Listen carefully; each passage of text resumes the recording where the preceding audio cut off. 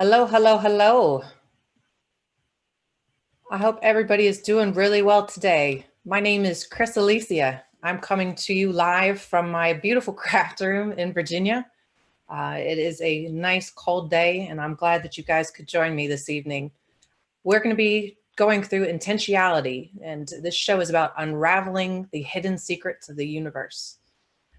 And the show name, and you'll see it's changed just a little bit. And the reason that I changed this was thanks to a friend of mine who actually served with my husband in the Army, Chris McVie, who is a wonderful graphic and media person. He runs Green Beret Media. He was telling me the title should explain what the show is. And it's not that I don't have the show's identity yet, because I do. I understand what it's about in my head, but I don't know if I've been explaining it well enough to the audience. So I renamed the show Unraveling the Hidden Secrets of the Universe, because that's very much what this is. This show is about looking at the patterns of the universe to figure out what language the universe is talking in. And not only to figure out what the language is, but to speak it, to embrace it, to balance myself with the universe in a way that I've never done, and I've never seen others do either. The universe is leaving breadcrumbs for us to follow. And this show is all about finding those patterns, finding those breadcrumbs, and finding our way home. So today's show is all about balance. We're going to be talking about universal balance. Some of the misconceptions that we have in society is that balance is really a two thing. You see, like the Lady Justice that's in Greek mythology, and also in DC, we have her in a lot of our buildings in Washington, and she's holding two scales. If either one goes either way, it's not balanced. They even talk about this in Christianity, that your sins are weighed against the good deeds that you've done, and you're either going to be on the good side or the bad side. This is not how balance works. The universe has been showing us that balance is a lot more complex than just either or. There's something else to it. And I've learned this through my travels, and I want to share this with you as well. I'm also going to be sharing some of the meditations that I've been getting on this subject towards the end of the show. But first, I want to lay out those puzzle pieces for you so you can see why I find this subject so important. And the show title is The Balance of Three. So before I begin, please know if you're watching this live, you can comment below. I am watching myself, which is slightly trippy. I will be looking for your comments as well. So if you have any comments or questions, please put them in the comment section right below the video. All right, let me jump into this. So first of all, I got to say thank you to Danielle for this gorgeous graphic. There are hidden elements on this one as well, some very easy to see. And if you're my family, you might recognize my childhood hero in this, in this picture. It is stunning. It is absolutely stunning. Work with me, PowerPoint. Okay, so the reason that I wanted to go through this show today is I've been getting this message in meditation a lot, that balance is the key to ascension. It's the key to evolving as humans. And unfortunately, we are very, very unbalanced. And you can see this in a ton of different ways. You look at the political system, the two-party system that we've got in politics. Everything is duality versus balance. So the universe keeps telling me to find this balance, not only in myself, but in my connections to spirit, as well as in my plans to help with the ascension of the planet. And it's all about finding this balance. So I talked about this a little bit already, but we often think of balance as either or. So the yin or the yang, it's one or the other. We have our work life and we have our home life, and we try to balance those out.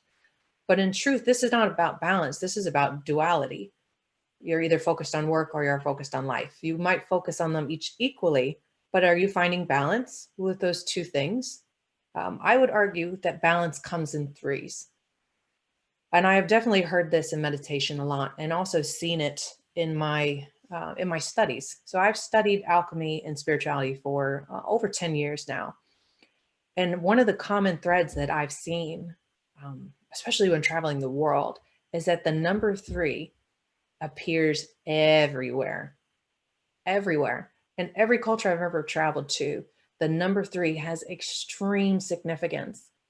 And this is not just ancient societies, this is current as well. Their cultures use the number three so regularly that we've almost forgotten how important it is. But three is the key to balance. Three creates that tripod, it creates that triangle, the most stable shape out there. And the importance of this number, where it comes from, I could not say, but throughout human history, we have seen that it has significance. So this is a shared belief among humanity that the number three is a universal number. It's the number of perfection and completion in numerology. It's also the number of divinity and God in a lot of religions. Um, what I want to do with this is show you where the number three appears in society, not just from a spiritual sense. I want to look at the culture. We're going to look at ancient history. We're going to look at mathematics and how it appears in mathematical circles, no pun intended. And then we're going to look at it, how the universe sees this number and how it keeps appearing. There's three of everything. So one of the things that I study in alchemy, and this is the basic tenets of all alchemy, is called the Emerald Tablet. Now, the Emerald Tablet is supposed to be a written text. It was written on an emerald stone that there's some argument about where it was found, but it's supposed to be one of the oldest known written objects in the world. And this tablet held all the keys to the universe. It held the keys to immortality, to superpowers. And people who would read this Emerald Tablet and understand it would be masters of the universe. And it was written by a man who was supposedly reincarnated many, many times. And they talk about him being an Egyptian king at one point, a Greek philosopher, a Greek god, excuse me, Hermes. He left this tablet for mankind to find, to learn the mysteries of the universe. And one of the things that he talks about very, very heavily in his lessons is the number three. And I actually wanted to read the Emerald Tablet to you, and I'm going to read it to you twice in this class show, call it what you will, because the tenets of it, it's almost like reading the Bible. You have a lot of interpretation about what everything means. However, I want to read it to you at the beginning, and then I'm going to read it to you again at the end. And I want to see if you absorb any more, if the words mean any more at the end. So you can close your eyes and listen along, or look at this tablet. What this is here is actually, it shows the below earth, the above, all of the symbols and patterns that are so, so important in alchemy. So the Emerald Tablet. In truth, without deceit, certain and most veritable, that which is below corresponds to that which is above, and that which is above corresponds to that which is below. To accomplish the miracles of the one thing, and just as all things have come from this one thing through the meditation of one mind, so do all created things originate from this one thing through transformation. Its father is the sun, its mother the moon. The wind carries it in its belly. Its nurse is the earth. It is the origin of all, the consecration of the universe. Its inherent strength is perfected if it is turned into earth. Separate the earth from fire, the subtle from the gross, gently and with great ingenuity. It rises from earth to heaven and descends again to earth, thereby combining within itself the powers of the above and the below. Thus you will obtain the glory of the whole universe. All obscurity will be clear to you. This is the greatest force of all power, because it overcomes every subtle thing and penetrates every solid thing. In this way was the universe created. From this comes many wondrous applications, because this is the pattern. Therefore am I called thrice greatest Hermes, having all three parts of the wisdom of the whole universe. Herein have I completely explained the operation of the sun. So that text is one that they ask you to memorize and dream about in alchemy. It is the cornerstone of understanding the transformation and evolution from a human life to a divine life. And the interpretations on what that means are endless. You'll see a lot of different interpretations in there, but I want to show you my interpretation on it by explaining the number 3 and the significance that I believe it has in spirituality. So the balance of 3 in culture. I would definitely argue that this quote is very, very real.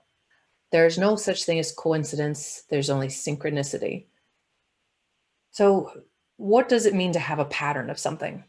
If something happens once or twice, it's not considered a pattern. If it happens twice, it might be considered a coincidence. If it happens the exact same way 3 times, it's no longer considered a coincidence. It's considered a pattern. So the number 3 in science is considered the minimum number of times that something has to happen to be shown as a pattern, to be proved as existing. So to left brain people, to intellectual people who are very focused on that linear world versus the right brained creative world, this means if I see something 3 times, my brain, the way it functions, is going to tell me that what I saw was no longer a coincidence. And it's important to understand that that's how our brain patterns work. So the ancient ancestors were very, very big on the number 3. And we've got a lot of different examples up here, and I won't belabor all of them. But one of my favorite is the triquetra. So that is this one up here. Let me see if I can get my little laser pointer going. No. Ah, God bless technology. This is the triquetra up here in the left-hand corner. So the triquetra is actually made up of 3 interlocking circles, the Vesica Pisces. And we talked about this in a couple shows ago. The Vesica Pisces is when 2 circles overlap each other and create a shared middle space. The triquetra is sharing of 3 spaces. It also has the 3 points. Now, this symbol goes back as far as 500 BC. Originally, it represented the goddess, the fates. So the mother, the maiden, and the crone is a very popular one that you hear about. And I actually have it tattooed on my arm. Well, before I knew anything about the sacred geometry, the triquetra was an important symbol for me because it represented to me the goddess in her multiple forms. The picture below that is from Greek and Roman mythology. So this is the women who would measure out your life in string and decide how long your life would be, what type of creation events you'd have to deal with, and eventually when to cut the cord and end your life. These 3 women were called the fates. You had the spinner, the apportioner, and then the inevitable, which is the woman who would cut the string. There's also the 3 main gods who made up the rulers of the major worlds. So you had Zeus, who ruled the sky. You had Poseidon, who ruled the sea, and you had Hades, who ruled the underworld. Those 3 gods made up the trifecta of power in Greek and Roman mythology. You also had the 3 Furies. Now, the Furies would torment anybody who killed or harmed a family member. So you hear about them in stories like Hercules. When he killed his family, he was tormented by the Furies. They would come down and torment him with nightmares, etc. So that three in Greek mythology, you've got the three-headed dog, Cerberus, who guarded the underworld. Three appears everywhere. The three monsters, the three heads of the mother of monsters. She had the goat, the lion, and the bird, I think was the third head. This one up here, this is Norse mythology. So in Norse mythology, there were three goddesses of destiny. You had fate, present, and future. They also have the three roots of the tree of life. Each tree root went to a different world. The middle, the demon world, the good world, and then like a spiritual world. But also in their creation story, it took the gods, 3 times to create today's man. In the first creation, humans were made of clay. But I'm sorry, I'm getting my mythology confused. For these guys, they had three races. They had the mist, the void, and the fire. The bottom one is where they had the 3 creations of Earth. And this is the Mayans. So in Mayan society, they had the 3 attempts to create mankind. The first being clay, which was destroyed in the Great Flood. And one of these days, I'm going to do a show on the Great Flood because that is in every culture as well. The second time, man was made of wood, but they washed away in a storm. And the last one, they were made from maize, from corn. And this is where we're descended from. This is, we are the children of the corn. That's so sad. I didn't mean to do that. The middle one, and this is actually my picture. So this is the Incan. And this is at Machu Picchu. And my husband and I were here in September. I told you last week that in Incan mythology or Incan tradition, they have the Incan cross, which is these 3 steps. And you can see them here, 1, 2, 3. But it also has 3 on this side, 1, 2, 3. And this is also called, this room here is called the Temple of the 3 Windows. So you have the 3 windows here. Now the Incan cross actually has 4 different sets of 3 on it. And each set of 3 has a different meaning. So the first set, the major set, is the lower, the middle, and the upper worlds. Then they have the animals that correspond with those worlds. So the snake, the puma, and the condor. The bottom left are their commandments. So they only had 3 versus 10. Just keep that in mind. I guess they were very simple to remember. Don't lie, don't steal, and don't be lazy. Those are pretty easy to follow. And the 4th were the human principles. What you had to do to be a good human. You have to love, you have to earn and gain knowledge, and you have to work hard. So those were 3, the number 3 was everywhere on this trip to Peru. I don't even have enough time to cover it all, but you can see the myriad of our ancient ancestors. This isn't even talking about the 3 great pyramids in Egypt. It is an incredibly prolific number.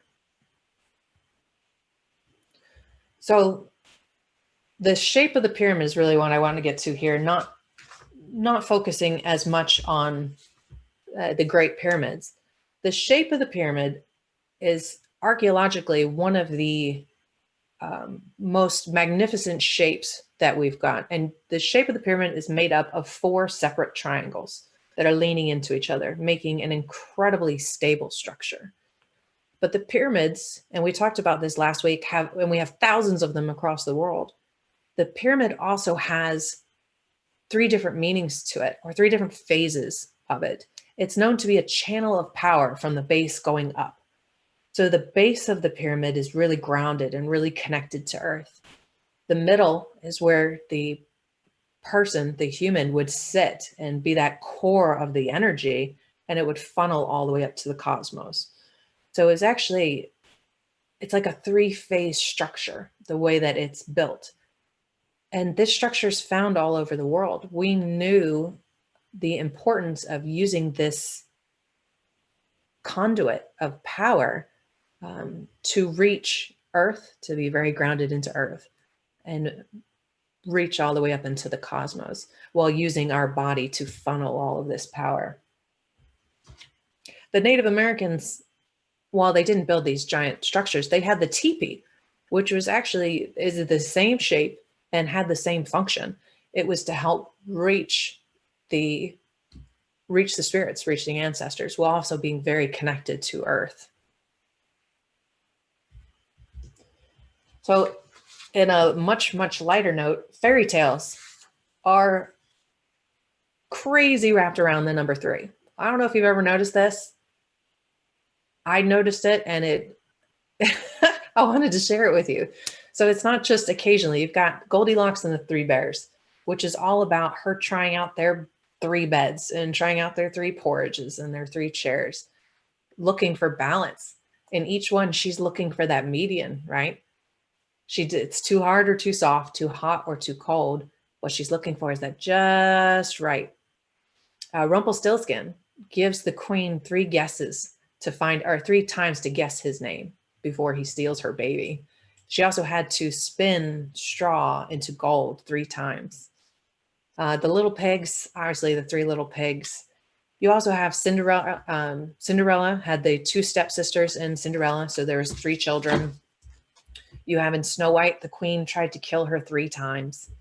It's actually pretty amazing how many times it appears in these tales that we learn as a child that are ingrained in us, this number 3, in a way that's so soft and so gentle and brings out that child element of fun and play that you don't notice that it's also teaching you a sacred number over and over and over again.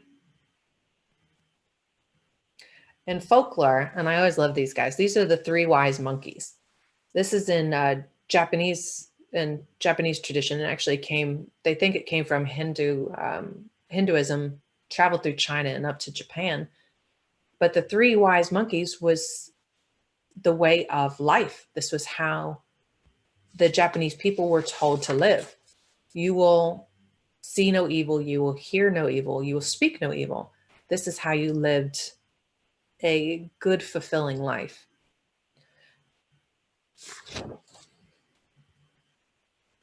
In modern religions, the number 3 is in every major religion that I've searched for. And I do a lot of research for these classes. So if I get any of my facts wrong, sue me. I'm looking it up on the internet. However, there's a lot of information out there on how the number 3 appears in modern religion. So Christianity is obviously one of the most well-known. You have the Holy Trinity.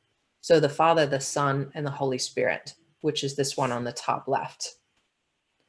But you also have the 3 wise men who visited Jesus on his birth. It's one of the most well-known well-known stories connected to Jesus at that time. Those 3 wise men came from Persia, which was a well-known land of mysticism. They used the stars to triangulate his position to find him and then to give him 3 gifts. So they gave him gold, which is the material world. They gave him frankincense, which is to expand his mind. And they gave him myrrh, which was associated with death and rebirth. It was actually used to embalm bodies. So we never question why there was 3 wise men and they brought 3 gifts, exactly 3 gifts.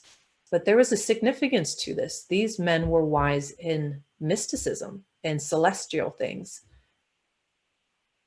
The mystery of the Holy Trinity isn't the only one. You think about some of the passages of the Bible.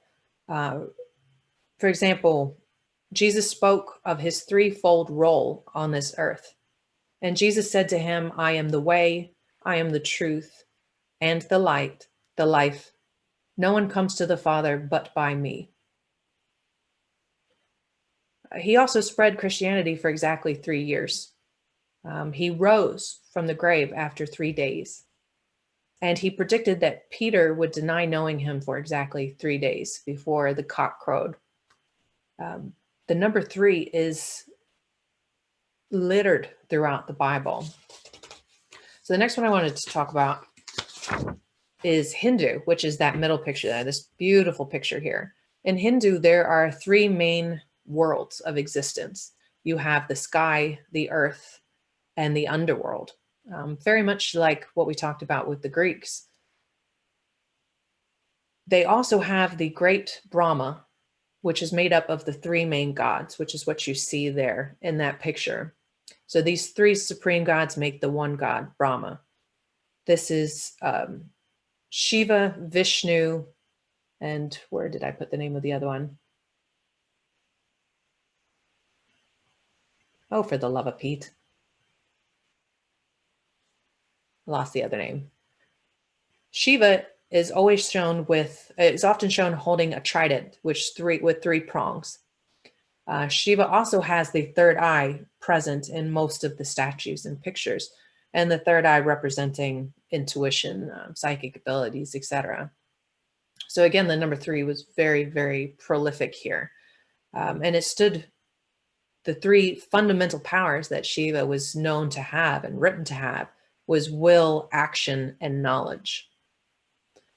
So Buddhism, you see this over here, although Buddhism crosses many countries and has a couple different flavors, it also has the fundamental of the three saints of the West.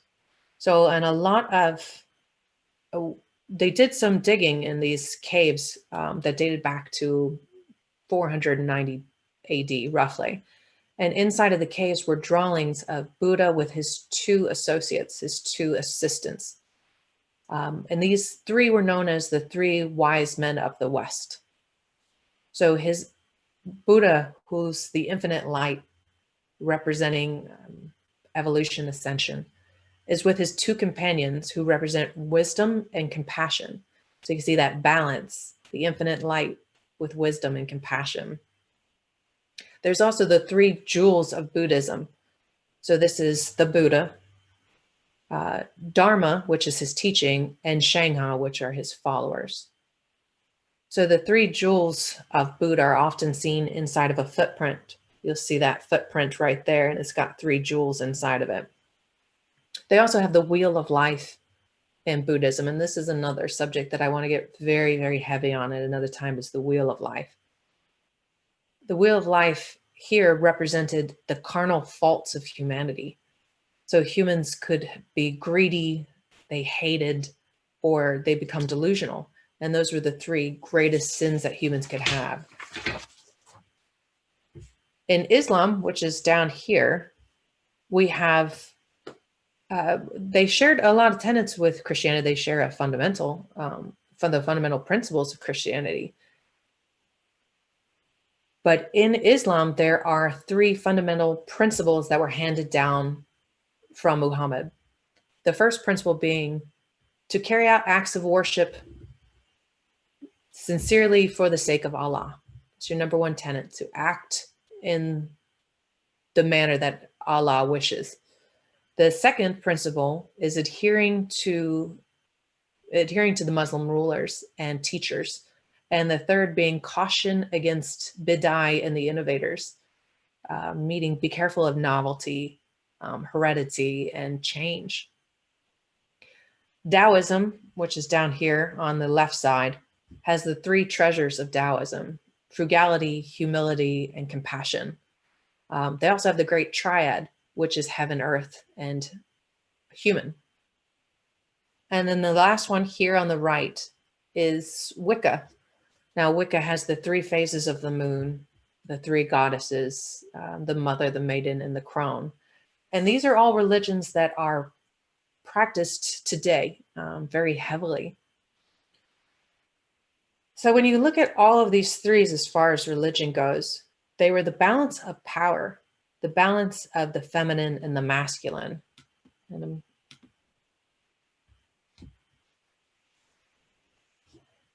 what you see here is that you have, like for instance, in Hindu, you have the creator, the destructor, and then the supreme all together. And what they do is they balance each other out. No one thing is no one power should be supreme. Two powers can't be supreme. You need that third power to balance it out. So this feature in religion, and this might be where I originally started to really get curious about the number three, was because I saw that the number three it wasn't just there on a clock. It was there in the traditions that I was raised on. It was there in the stories that I was told as a child. And what spirit was telling me just on this, before I ever started looking at the other stuff, which I'll get into in a moment, was that three was the way to find balance in myself. So if we have the masculine and the feminine, that's great, but there's something else.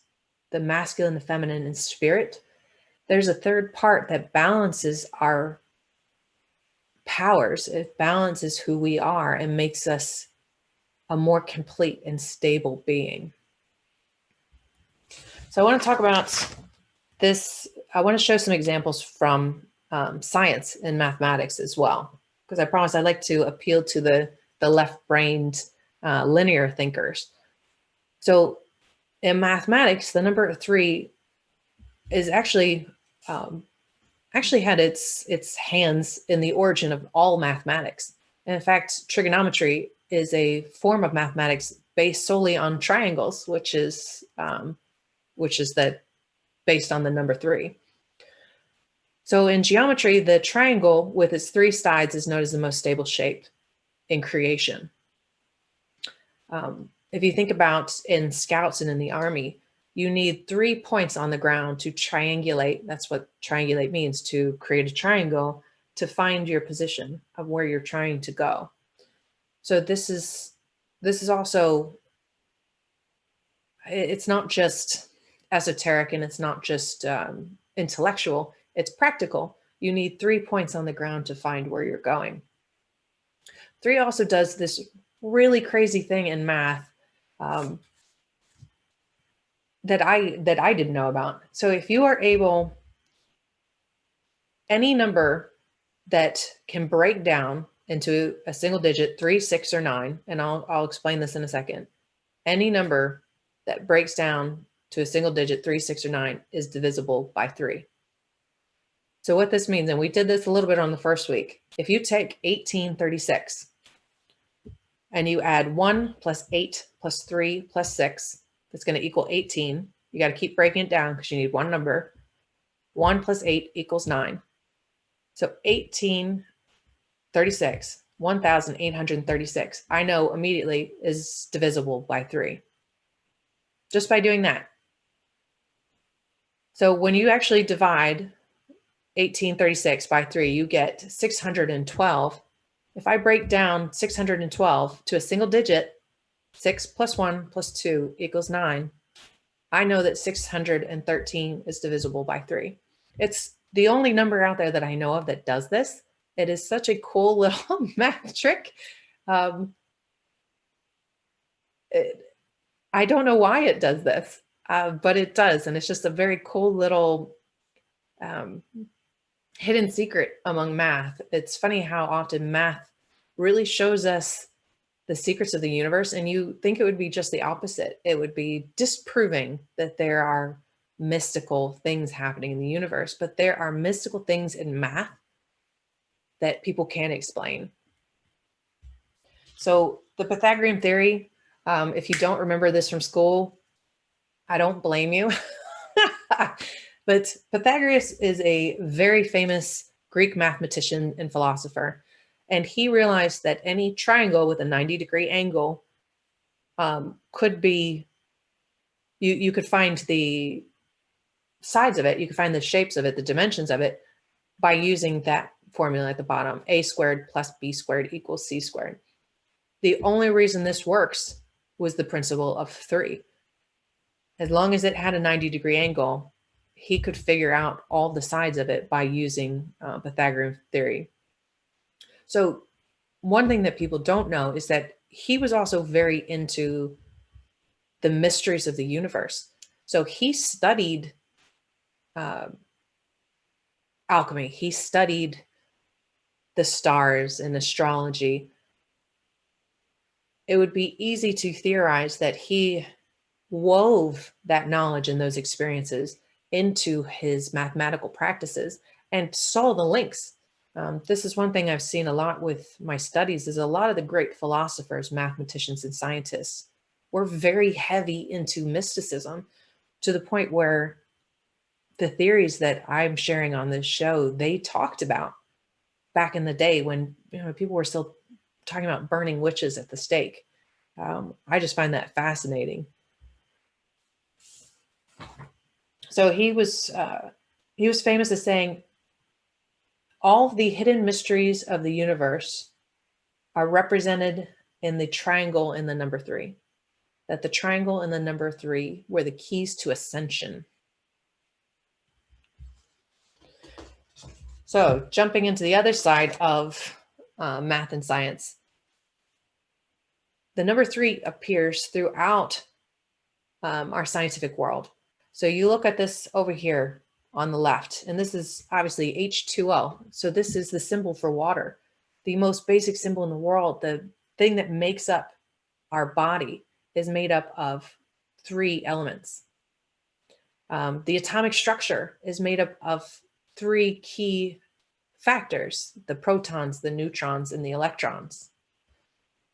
The Earth ozone layer is made up of three atoms, three oxygen atoms to protect our world from all harmful radiation.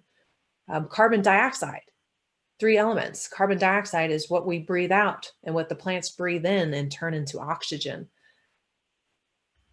These things are the makeup of our universe, the makeup of the physicality of our universe.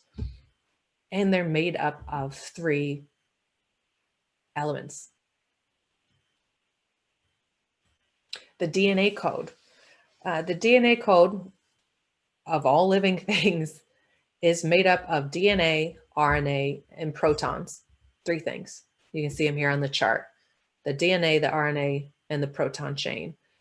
But that's not it. The molecule combinations inside of the DNA are called triplets. They're broken down as these little codes that you see here: TCA, ATC, AGG. These triplet codes form the sequence of the DNA. It tells you what characteristics you have, what's going on, how your body was made up. So the number three in DNA is crucial. This is the makeup of all physical matter, of all animals, all people. We would not exist without these triplets.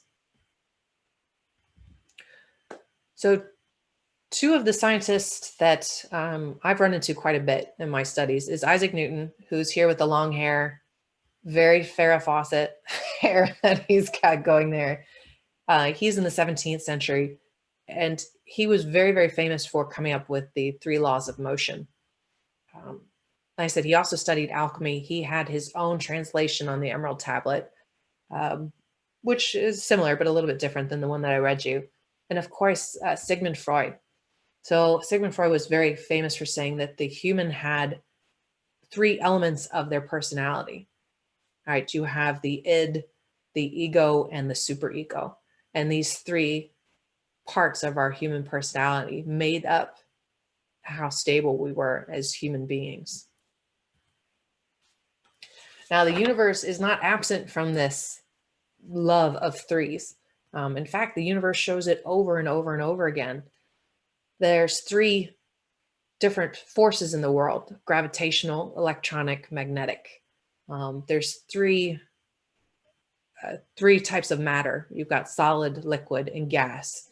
You've got past, present, and future in time. You've got three dimensions of space, three main types of galaxies, three types of matter: animal, vegetable, mineral. You can see down here, these are the three forms to the three dimensions to make up a three-dimensional shape. If you think about how our eyes work, our eyes actually can see the three primary colors, right? We have the cones that go on in the back of our eyes, and it takes these three primary colors and it moves them into different wavelengths of light. And that's where we get all of those wonderful rainbows of color, but it's coming from those three primary colors in the eye. The eye is doing this, just like a printer would have those three main colors. And as you put out the page, it creates all these beautiful colors. Your eye is doing the same thing with those basic three colors. So what does this all mean, right? How is this number one? Why does it matter? And how is it going to help you evolve? And I actually have an answer for this. And that sounds really cocky, but I do. So the number 3 in spirituality has a lot of practical application to it. So if you think about intuition, people talk about being psychic, being mediums, using your third eye to open up your psychic gifts. And this is very true. The third eye is incredibly important for all of these skills, but it's not the third eye alone. There's a gland in your brain right here, and it's called the pineal gland. And this thing acts just like a muscle. It needs to be exercised. It needs to be turned on and decluttered. The third eye connects to the pineal gland to enhance your intuition. But what Spirit told me, and what I mean by that is the guides that talk to me when I'm meditating told me that it's not just about the third eye and the pineal gland. It has to be linked to a base. It has to be balanced by something. And in this case, it's balanced by the heart chakra. So you take the third eye, the pineal gland, and you link it to the heart chakra, and you actually make a triangle of power inside your brain or inside your body that helps to funnel this energy and intuition grounded in the heart of your body. So all of these things that you see in your intuition and empathy and all the rest is grounded in the heart, which is the first organ to form in our bodies when we are in the womb. The first organ to form is the heart. This is the base of our balance when we're trying to grow our intuition. This goes for consciousness as well. So when you're talking about consciousness, and we talked about collective consciousness last week, and that's not really what I'm talking about. I'm talking about your subconscious mind, which is your feelings, your emotions, where you store a lot of the things that have happened to you. You've got your conscious mind, which is the very here, now, your reason, your present. And then you have your higher conscious, which is your connection to spirit. So it's almost like three parts of yourself. You have your higher conscience, which is the part of you that's still connected to everything. So when you come into this world, you're leaving a part of yourself connected to all, to spirit, to God, to whatever you want to call it. It stays connected. You can reach it. You are still connected to it as well, but you have to consciously make yourself aware of that. We have the conscious mind, which we're very, very aware of. And this is what we deal with on a day-to-day basis. And then we have the subconscious, which actually rules a lot of our conscious actions without us knowing it. So what you want to do in spirituality is find a balance of these three things. You can't spend too much time up in the ether in your higher conscience, because then you're not living this life, right? You're on earth for a reason. You also can't do too much time back in your subconscious, going through all of your emotions and pain and misery and focusing too much on what's going on in your subconscious, because again, you're not seeing what's happening day to day. You need a balance of the three. You can be a walking connection to your three consciences by opening up. And how I see it in meditation is very much like a two-way funnel. So you have the funnel up, and then you have the funnel down, and I'll go up and then down because my screen is not that big. You allow the energy of your higher self to come in. You allow the energy of your subconscious to come in while still grounding it in the center, the heart, the consciousness. And you find that balance of consciousness just to make yourself more present, more stable, while still allowing for those connections to be a part of you. Now, the earth also needs these three connections of consciousness. This is something that I've been getting in meditation a ton, is that the earth is as out of balance as we are. We get very, very focused on one part of this triquetra and forget about the other two. With earth, it's actually, we're part of her consciousness. So she has her core, her heart in the center of the earth, is how we always like to envision it. She has her surface, which would be the conscious mind, which is us. We are part of her conscious. We make up that that energy. So if we are very, very dense, we're actually blocking her ability to connect to her higher self, her connection to the all. She needs that same balance that we have. So where we need to have an open pathway to connect to our part of ourselves that's still back with the divine, with God, as well as connect to that emotional, heart-centered side of us, she needs the same thing. So one of the things that I've been hearing is that we are physically blocking her energy. We are trapping her. We're keeping her core from reaching the divine because our energy is so dense. So we talked about that vision of a light bulb, that if you turn on, if you got a bunch of 10-watt light bulbs in a room and you screw in 160-watt light bulb, well, everything in that radius of that light bulb is going to be brighter. So maybe I add in a couple more light bulbs at 60 watts. Eventually, immediately, that room is going to be brighter and it's going to raise in vibration. This is very much the same thing with Earth. We directly affect her balance. So as light workers, we can help with this by softening that energy, by lightening that energy so that she can have that direct balance, that direct connection of three that she needs as well. So if you look at Earth like it's a spirit incarnated, just like a human, which she is, think about a spirit who's agreed to come down to be this, to allow all of this to happen. And I've heard this from multiple sources, that Earth is a spirit just like we are. So live it, live like it, live like that's a person that you're directly hurting and affecting. And it's going to make you much more aware of helping with that balance, with that stability. So actually, before I go into that, so what I've been seeing in my meditations and what I get from the Emerald Tablet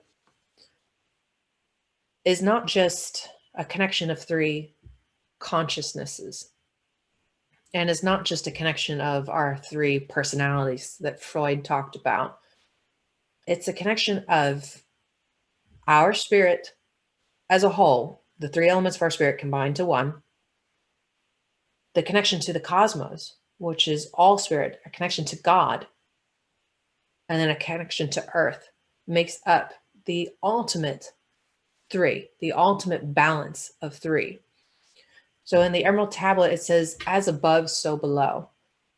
And what it talks about is that the ultimate evolution in alchemy is to ascend to God level, to go up to the heavens, and then to come back down. You have to come back down to evolve completely. The part that it doesn't say in the phrase, but I think is implied, is the and within. So we talk about as above, the spirit, the God, so below, the earth, and so within. That's that third element, that balance that puts it all together. So what we can do, or what we need to do to evolve, is find this balance of three.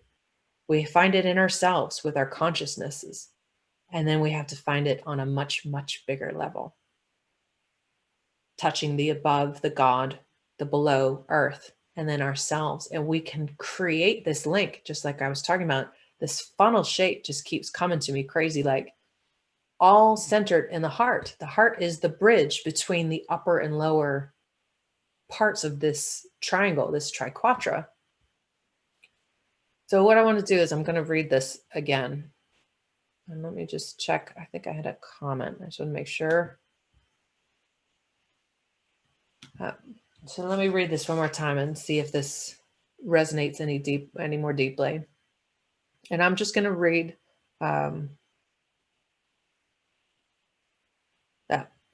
In truth without deceit, certain and most veritable, that which is below corresponds to that which is above, and that which is above corresponds to that which is below, to accomplish the miracles of the one thing. And just as all things have come from this one thing, through meditation of the one mind, so do all created things organize from this one thing, through transformation. Its father is the sun, its mother the moon. The wind carries it in its belly, its nurse is the earth. It is the origin of all, the consecration of the universe. Its inherent strength is perfected if it is turned into earth. Separate the earth from fire, the subtle from the gross, gently and with great ingenuity. It rises from earth to heaven and descends again to earth, thereby combining within itself the powers of the above and the below. Thus will you obtain the glory of the whole universe. All obscurity will be cleared for you. This is the greatest force of all powers, because it overcomes every subtle thing and penetrates every solid thing. In this way was the universe created. From this comes many wondrous applications, because this is the pattern. And it gives me chills when I read that after talking about this, because this is the pattern.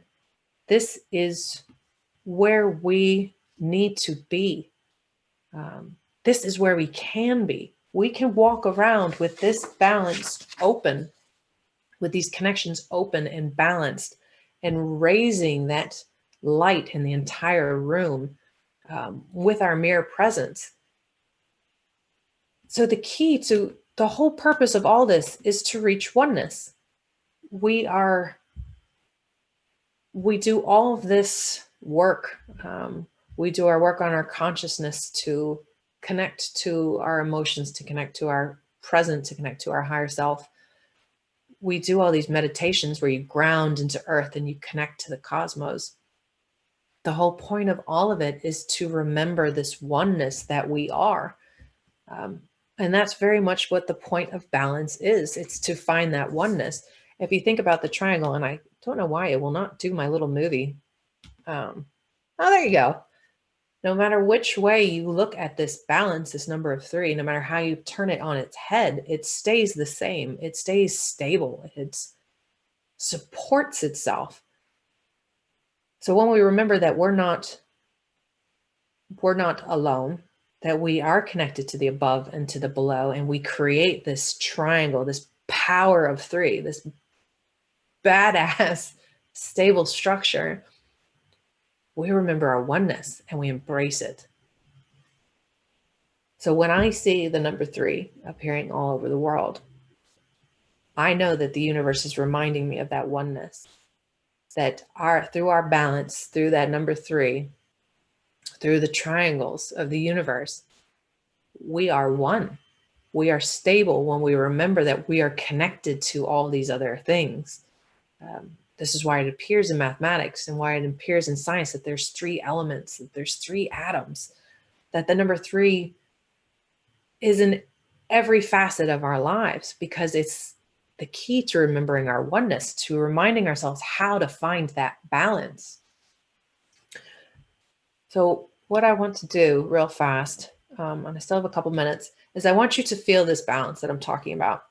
So what I'm going to do is I'm going to lead you on a really quick meditation. I want you to feel what spirit is telling me when it's saying we have to balance out these energies and open up our portals here and our portals to below, so that they are constantly flowing through us, so that it's a moving structure.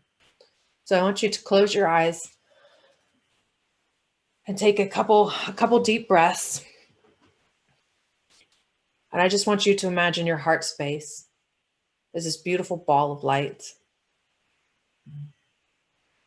Now you're going to take that ball of light from the heart and you're going to push it down into earth through the 3rd chakra, through the solar plexus, through your sacral chakra, and through your root chakra. Imagine that you've got roots coming from your feet into the earth.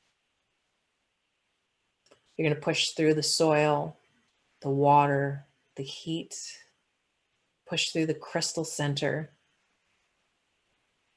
and allow that connection from your heart to reach all the way into the core of Earth.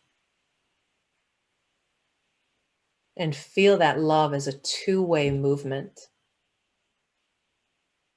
I'll pull that energy up, back through the earth, back through those root systems, back up through your root chakra, your sacral chakra, your solar plexus, and your heart. Now continue pushing it up through your throat, through your third eye, out through your crown, through your top of your head, and all the way into the heart of the cosmos. And connect up to God, to the sun, whatever it is you see up there that's just divine and all loving.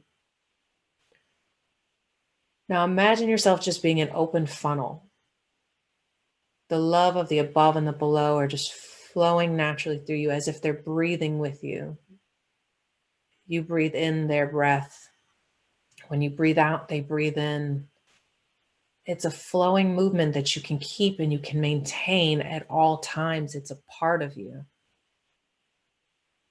When I do this, and I do this several times a day, I feel the balance. This is not just me connecting to Gaia. This is not just me connecting to the cosmos. This is me balancing out my soul and becoming one with all that is. And this is very much the message that I have been getting from Spirit, is that number 3 is the secret to finding that oneness. And by opening myself up to these 3 different powers, my own power, my own personal power of the heart, the power of God, and then the power of earth, that I'm finding that balance. I'm creating my own balance. And everything around me is going to be affected by that balance, and feel that I'm stable. I'm just more complete. And you might not know why, but maybe they reach out and ask. So this week, instead of a traditional experiment, I want you to just try connecting to the earth and to the cosmos and thinking of yourself as a funnel of energy that's just flowing up and down like water. And keep your eyes open for the number 3. The number 3 is going to appear everywhere if you're looking for it.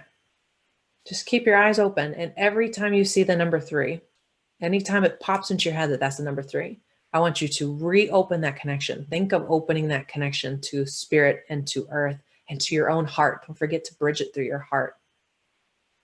That's the linchpin in all of these things and all these traditions, is having those 3 powers working together in synchronicity. So I get very excited about these things.